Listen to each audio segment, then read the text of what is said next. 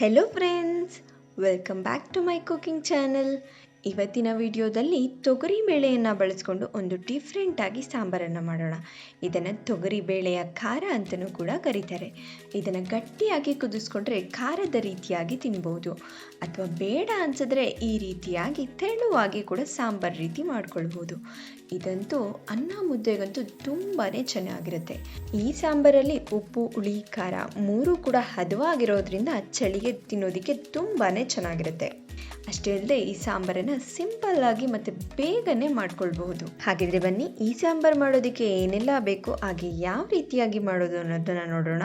ಮೊದಲಿಗೆ ಒಂದು ಬೌಲ್ನಲ್ಲಿ 2 ಟೇಬಲ್ ಚಮಚದಷ್ಟು ತೊಗರಿಬೇಳೆಯನ್ನು ಹಾಕ್ಕೊಂಡು ಒಂದು ಬಾರಿ ನೀರು ಹಾಕಿ ಇದನ್ನು ಚೆನ್ನಾಗಿ ವಾಶ್ ಮಾಡಿಕೊಂಡು ಒಂದು 10 ನಿಮಿಷ ಇದನ್ನು ನೆನೆಯೋಕೆ ಬಿಡ್ತಿದ್ದೀನಿ. ಇದನ್ನು ನೆನೆಯೋಂಥ ಸಮಯದಲ್ಲಿ ಖಾರವನ್ನು ರೆಡಿ ಮಾಡ್ಕೊಳ್ಳೋಣ.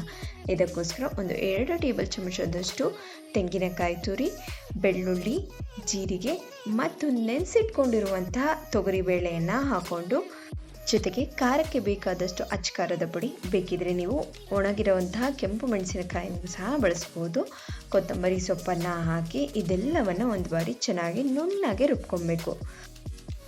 ಸಾಂಬಾರಿಗೆ ಒಂದು ಪಾತ್ರೆಯನ್ನು ಬಿಸಿಗಿಟ್ಕೊಂಡು ಅದಕ್ಕೆ ಅಡುಗೆ ಎಣ್ಣೆಯನ್ನು ಹಾಕಿ, ಎಣ್ಣೆ ಬಿಸಿ ಆದಮೇಲೆ ಇದಕ್ಕೆ ಸ್ವಲ್ಪ ಸಾಸಿವೆಯನ್ನು ಹಾಕ್ಕೊಳ್ತಾ ಇದ್ದೀನಿ. ಸಾಸಿವೆ ಚೆನ್ನಾಗಿ ಚಿಟಪಟ ಅಂತ ಸಿಡಿದ ಮೇಲೆ ಸ್ವಲ್ಪ ಜೀರಿಗೆಯನ್ನು ಸೇರಿಸ್ಕೊಂಡು, ಜೊತೆಗೆ ಹಸಿ ಕರಿಬೇವು ಮತ್ತು ಈರುಳ್ಳಿಯನ್ನು ದೊಡ್ಡ ಗಾತ್ರದಲ್ಲಿ ಹೆಚ್ಚಿಕೊಂಡು ಹಾಕ್ಕೊಳ್ತಾ ಇದ್ದೀನಿ. ಈರುಳ್ಳಿಯನ್ನು ಒಂದು 60% ಬಾಡೋವರೆಗೂ ಇದನ್ನು ಎಣ್ಣೆಯಲ್ಲಿ ಚೆನ್ನಾಗಿ ಹುರ್ಕೊಳ್ಬೇಕು. ನಿಮಗೆ ಬೇಕಂದರೆ ಈ ಈರುಳ್ಳಿಯ ಬದಲಾಗಿ ನೀವು ಸಾಂಬಾರು ಈರುಳ್ಳಿಯನ್ನು ಕೂಡ ಹಾಕೊಳ್ಬೋದು.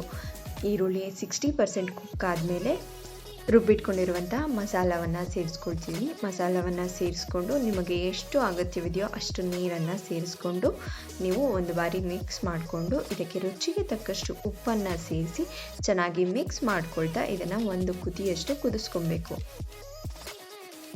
ಒಂದು ಕುದಿ ಬಂದ ಮೇಲೆ ನಾವಿದಕ್ಕೆ ಹುಣಸೆ ಹಣ್ಣಿನ ರಸವನ್ನು ಸೇರಿಸ್ಕೊಂಡು ಕೈ ಆಡಿಸ್ತಾ ಮತ್ತೊಮ್ಮೆ ಕುದಿಸ್ಕೊಂಡ್ರೆ ರುಚಿಯಾದಂತಹ ಮತ್ತು ಖಾರವಾದಂತಹ ತೊಗರಿಬೇಳೆಯ ಖಾರ ರೆಡಿ ಆಗುತ್ತೆ.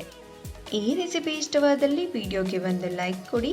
ಹಾಗೆ ಯಾರಿನ್ನೂ ನನ್ನ ಚಾನಲ್ನ ಸಬ್ಸ್ಕ್ರೈಬ್ ಮಾಡ್ಕೊಳ್ಳದೆ ನೋಡ್ತಿದ್ದೀರಾ, ತಪ್ಪದೆ ನನ್ನ ಚಾನಲನ್ನು ಸಬ್ಸ್ಕ್ರೈಬ್ ಮಾಡಿಕೊಂಡು ಪಕ್ಕದಲ್ಲೇ ಇರುವಂಥ ಬೆಲ್ ಐಕಾನ್ನ ಪ್ರೆಸ್ ಮಾಡಿ ಆಲ್ ಅನ್ನೋ ಆಪ್ಷನ್ನ ಸೆಲೆಕ್ಟ್ ಮಾಡ್ಕೊಳ್ಳಿ.